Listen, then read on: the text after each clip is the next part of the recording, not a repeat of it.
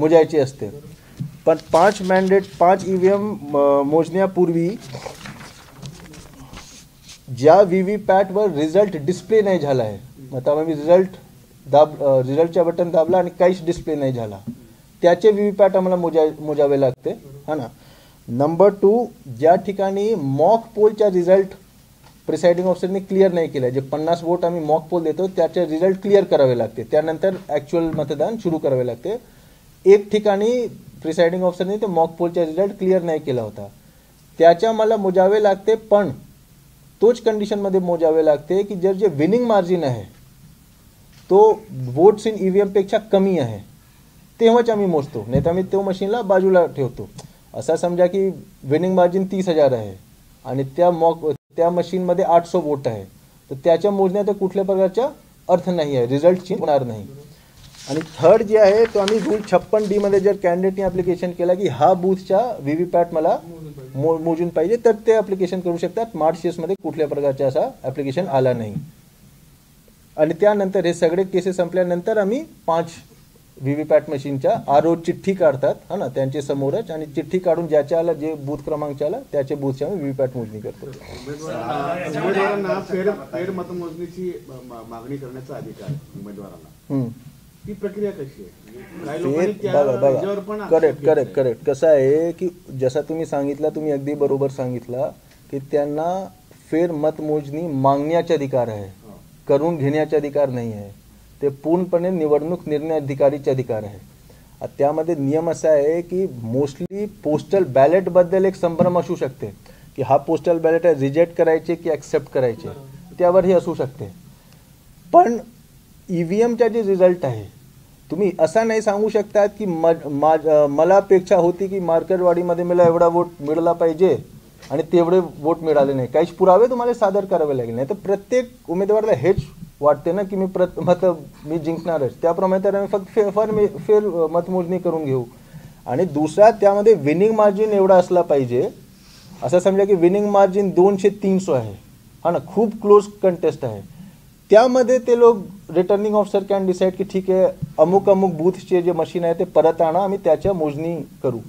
आणि तिसरा त्यामध्ये असं आहे की मतमोजणी करताना तुमचे काउंटिंग एजंटनी आक्षेप घेतला होता काय? तुमचे काउंटिंग एजंटनी आक्षेप घेतला नाही, तुमचे मतमोजणी प्रतिनिधी जे आहेत त्यांनी पूर्ण दिवस आक्षेप घेतला नाही, शेवटची तुम्ही सांगता की नाही पूर्ण मतमोजणी मला परत करून द्या, तसं नाही चालणार. तुमच्याकडे पुरावेसोबत कारण असला पाहिजे, कारण नसेल तर आम्ही कसा मतमोजणी तुम्हाला. तोच आहे ना, ॲप्लिकेशन ते करू शकतात. आणि RO हे काही निकष त्यांनी दिला आहे की मतलब विनिंग मार्जिन किती आहे, खूप कमी आहे काय, आणि जेवढा विनिंग मार्जिन आहे, असं समजा 2 प्रकारचे फेर मतमोजणी असतात, एक पार्शियल आणि एक टोटल. पार्शियलमध्ये मला अमुक बूथचे मशीनच्या परत तुम्ही मशीन आणा, आम्ही त्यावर आम्ही परत बघू त्याचे रिझल्ट. आणि दुसरं आहे की तुम्ही पूर्ण असेंब्ली कॉन्स्टिट्युएन्सीच्या फेर मतमोजणी करा. तर पूर्ण असेंब्ली कॉन्स्टिट्युएन्सी चे फेर मतमोजणी जर तुम्हाला करायचे तर त्याचे तुमच्याकडे सबळ एकदम पुरावे असले पाहिजे, नंबर 1. आणि जर तुम्ही सांगितलं की हे 3 बूथचे मला फेर मतमोजणी करायचे, ते मी उदाहरणासाठी सांगतो की ते जे 3 बूथ आहे त्यावर टोटल मत 3000 पडले आहे आणि विनिंग मार्जिन 30,000 आहे, मग ते नाही करू देणार ना तुम्हाला. RO निर्णय घेणार की आम्ही नाही हे करून देणार तुम्हाला. विनिंग मार्जिन 300 आहे आणि ज्या बूथच्या मशीनवर तुम्हाला डाऊट आहे त्यामध्ये 800 वोट आहे, मग ते फेर मतमोजणीचा अधिकार आहे, हा ना. आणि ज्या उमेदवारांनी आक्षेप घेतला आहे ते जिंकले पण आहे मार्शिरसमध्ये, हा ना. तो आक्षेप घेण्याचे काय हे आहे, उत्तरचे जे पराभूत उमेदवार आहेत त्यांनी पैसेही भरले, हा, तो फेर नाही तो मी सांगतो. महेश कोटे साहेबनी 2 बूथचे फेर मतमोजणीच्या त्यांनी काय एक मायक्रो कंट्रोलर, जे मी सांगितलं ना, मायक्रो कंट्रोलर चिप चेकिंगच्या तुम्ही जर 40,000 रुपये भरला तर ते इंजिनियर्स येतील, हा ना, 45 दिवस नंतर इलेक्शन पिटिशनच्या पिरियड संपल्यानंतर ते इंजिनियर्स येतील, ते तुम्हाला चिप दाखवतील आणि त्या मशीनवर 1000 वोट करून तुम्हाला दाखवतील मॉक पोल, आणि तुम्ही ते बघू शकतात की तो बराबर मॅच होत आहे किंवा नाही. ते तुम्हाला अप्लाय करावे लागते. तो पण ॲप्लिकेशन आतापर्यंत मार्चेसमध्ये आला नाही आहे. 7 दिवसात आत करू लागते, तर 7 दिवसाचे पिरियड संपला.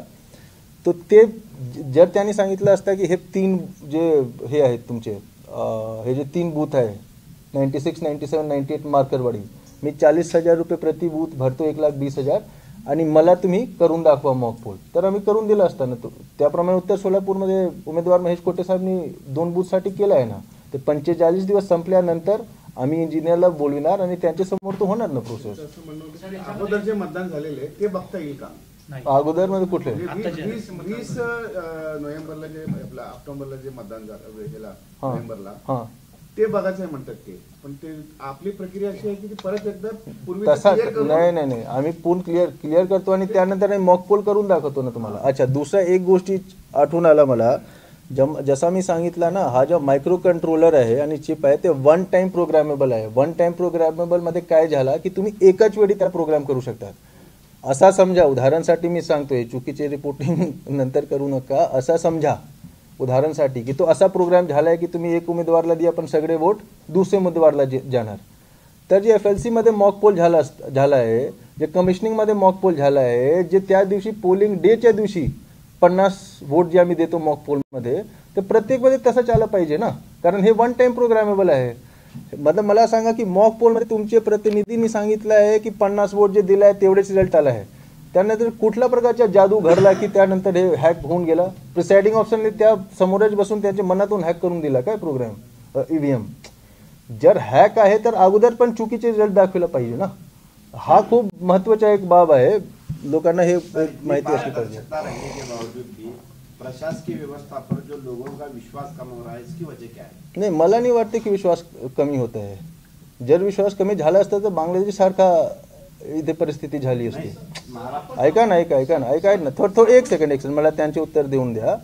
जर प्रशासकीय यंत्रणावर विश्वास कमी झाली असती ना, तर बांगलादेशमध्ये जे घडलं आहे की लोकांना विश्वास नाही राहिला होता की जे निवडणूकमध्ये जे पूर्ण निवडणूक प्रक्रिया आहे त्यावर आम्हाला विश्वास नाही आहे, त्यानंतर विद्रोह झाला होता, तसा प्रकारचे कुठेही नाही आहे. प्रशासकीय यंत्रणावर त्यांना विश्वास आहे. EVM वर जर काही लोक हे अविश्वास लोकांमध्ये पसरवण्याचे त्यांचे प्रयास आहे, तर त्यासाठी आम्ही प्रेस कॉन्फरन्स घेऊन हे सगळे हे दिलं आहे. आणि त्या म्हणूनच मी सांगतो की EVM बद्दल मत बनविण्यापूर्वी, तुमच्या मत तयार करण्यापूर्वी एक वेळी पूर्ण माहिती घ्या. ECI.gov.in मध्ये फ्रिक्वेंटली आज क्वेश्चन मध्ये एक गोष्टीच्या उत्तर तुम्हाला मिळेल, त्यानंतर तुम्ही तुमचे मत ठरवा. EVM बाबत आक्षेप घेतला जातोय, केवळ सोलापुरातच पत्रकार परिषद